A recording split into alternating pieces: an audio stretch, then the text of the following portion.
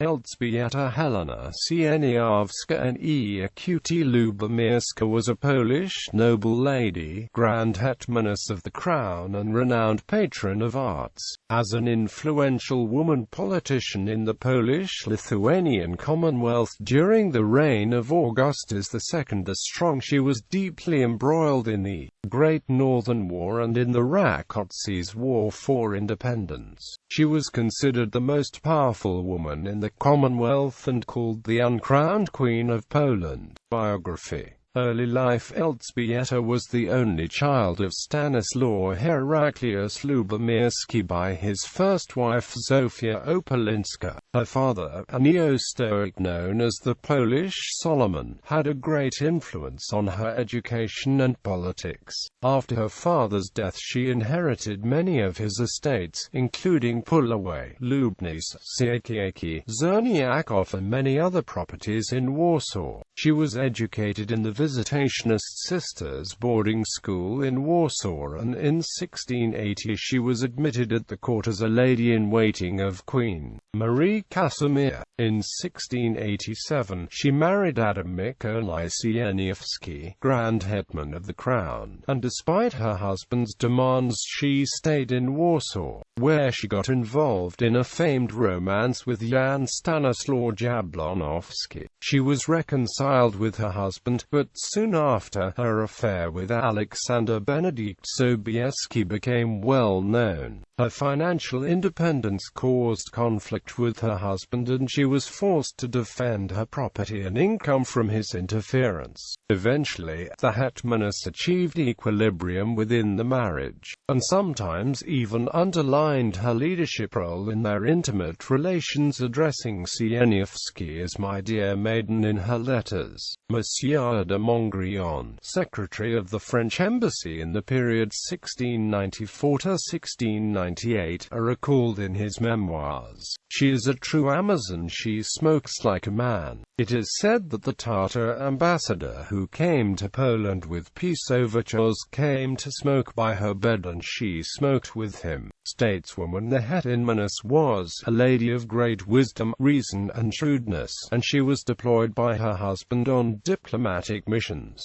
duties and obligations that he could not cope with. Otwinowski called her a great owner of such shrewdness that she had meetings with the whole of Europe. Others called her a great ruler and the First Lady of the Republic, and Augustus II had her portrait amid the effigies of distinguished women. After John III Sobieski's death she supported the French candidature of François Louis, Prince of Conti, for the Polish throne and became a leader of his party. When she became disillusioned with his candidature, she affiliated with Augustus II. After Queen Marie Casimir's departure to Rome, she administered her widow dowry in Warsaw. Between 1701 and 1703, due to incitement of the French diplomacy, she was involved in the anti-Habsburg insurrection in Hungary, which she financially and politically supported.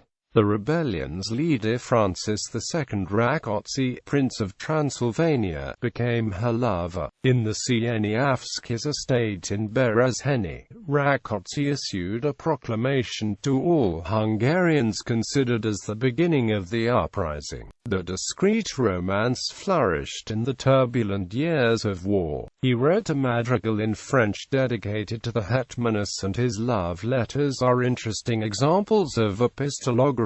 When in 1704, Jakub and Konstanty Sobieskis were kidnapped and imprisoned in Saxony, Alexander resigned from the rivalry for the crown, afraid of revenge from his former lover. In 1706, after Augustus II's abdication, she engaged in the negotiations to reach an agreement between the Tsar Peter I of Russia and King Charles XII of Sweden. During the negotiations she met with her former lover Jablonowski, King Leszczynski's envoy. Sieniawska was abducted in November 1707 by the Swedish army and met with the king himself. She was released after a month due to French mediation. After Augustus's abdication, Sieniawska's husband became one of the most significant players in the struggle for Polish crown. He was considered as one of the leaders of the Sandomierz Confederation, and starting from 1707 he negotiated with the Tsar Peter I his own candidature to the throne, but his wife strongly opposed his candidacy and threatened him with divorce. She did, however, support the candidature of her lover Francis Rákóczi as the most appropriate in a very difficult political situation of the Serenissima. With the support of a French diplomat, Jean-Victor de Besenval, she was involved in peace mediations. After the declaration of interregnum in the Commonwealth in July 1707, an agreement was reached, and on August 8, 1707 the Lublin Council was appointed. Because of robberies and other abuses by Russian troops, Sejm began to enforce the Sieniawska's protégé. When those plans failed, she endeavored to legalize Leszczynski's election and to remove all foreign troops from the country. In her politics, she also aimed to reduce the Russian influences in the Commonwealth. She was an unscrupulous politician participating in political affairs on a large scale, establishing secret contacts with different camps and conducting various personal intrigues. Charles XII of Sweden referred to her as the most accursed woman. Since 1709, she fostered Constantine's candidature to the throne, and though she was against the Wettin restoration, she could accommodate to Augustus II being already in possession of the Polish crown. To the baptism of her only daughter in 1711 in Jarosław, she invited the powerful of the age. Among the godparents were Tsar Peter I, King Augustus II, and Prince Rákóczi, accompanied by about 15,000 soldiers. The Tsar Peter I was attracted by her unusual intelligence, and it is believed that she became his mistress. During his stay in Joro in May 1711, according to the French ambassador Sieur Baluz, they talked endlessly and built a boat together. Later life in the following years, the Hetmaness retired from politics, and concentrated on administration of her vast estates and their economic development. In one of her letters of July 17, 1726, Sieniawska reprimanded an accountant in the Tenchin Castle, Monsieur Zabaglovich. "Your letter of today's post has reached me here, and you describe everything in it very heedlessly, only to slobber the post. It is the way you care about the propriety, but remember you can take it on the chin." Among her close collaborators were Konskola Canon Andrei Stanislaw Tucci and a Jewish woman Figa Leibovichewa, to whom she entrusted the management of mills and inns in Konskola. She also supported Jewish settlement on her lands. She also focused on constructional foundations. In 1720, she established the new orangery of the Wilanów Palace. In 1722 she started the reconstruction of the Puławy Palace, and in 1730 she enlarged the Lubnice Palace, at the time artistic center of Sieniawska's properties. From Konstanty she purchased Olsko and Ternopil, and in 1720 the Sobieskis Kolifiched a Gentilesse, Wilanów Palace. Among her most notable foundations of the church and monastery for the Capuchin friars in Lviv, founded in 1708 and accomplished in 1718. The wooden mansion in Olizis, a palace orangery in Sieniawa, the Disgalst Carmelite Sisters Church in Lublin, the palace in Wysogo, the two-storied palace in Przybysławice, reconstruction of the founding of Holy Cross Parish Church in Konskola, the St. Elizabeth's Church in Posen, reconstruction of the Lubomirski Palace in Lublin. Some of them she erected together with her husband. When Sieniawska's daughter widowed in 1728, her new marriage became a significant matter, not only in the Commonwealth but also in Europe.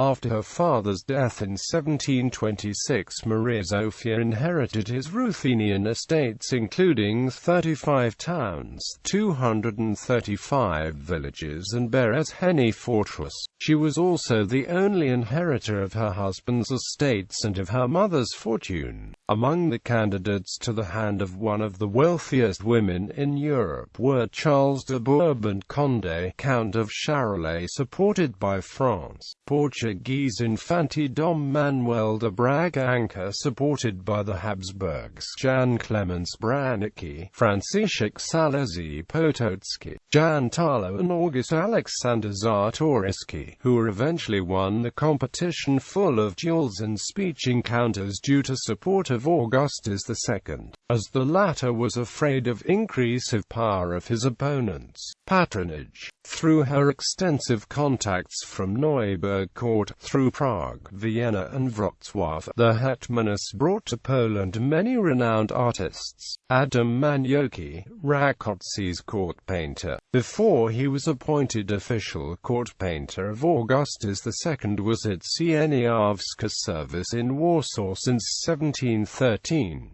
She employed the most prominent artists active in the Commonwealth. Among them there were architects Giovanni Spazio, Joseph Fontana, Karol Bay, Ephraim Sedrigo and František Mayer of Moravia, painters Jan Jerzy Pleš and Giuseppe Rossi, eminent sculptors of Bohemian Baroque Jan Eliges and Hynek Hoffmans, stucco decorators Francesco Fumo and Pietro Innocente Comparetti, gardener Georg Zeidler of Saxony. She also employed Dresden court artists such as Johann Sigmund Dabel, Louis de Sylvestre and sculptor Jean-Joseph Vinache, and was a patron of young talented artists like Julius Petit, son of her architect Jacob, who was trained in Charles de Prévot's atelier in Saint-Damas between 1726 to 1730.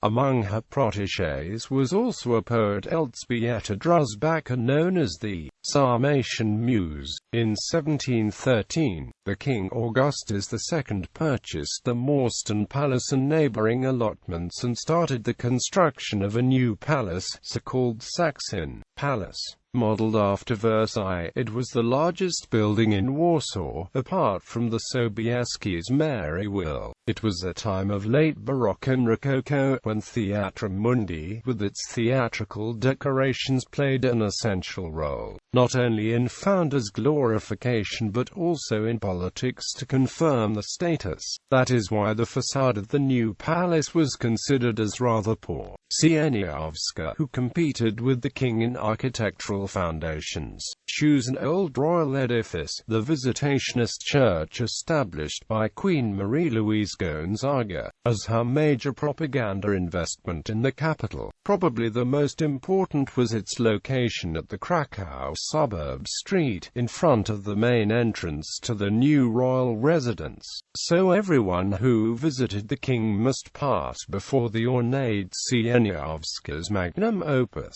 She appointed her court architect Karol Bay to design a new Rococo facade, profusely embellished with columns and sculptures. The conservation and enlargement of the former residence of Victoria's King, John III Sobieski, is considered as her most significant achievement in the field of architecture. She embellished the palace facades and garden parterres with her coat of arms, threnua and monograms. For the decoration of the palace's interiors she nominated an Italian fresco painter, Giuseppe Rossi, who adorned the chambers with trompe-l'oeil paintings and mythological plafonds. By taking the example of Queen Marie Casimir, that ordered to paint her as a goddess in palace plafonds, the Hetmaness decorated the lower vestibule with a fresco depicting her as a Roman goddess of fertility, Flora. In 1729, she erected the mausoleum in Berezheny to commemorate her husband, the last male-line descendant of the Sieniawski family, but she did not complete the interior.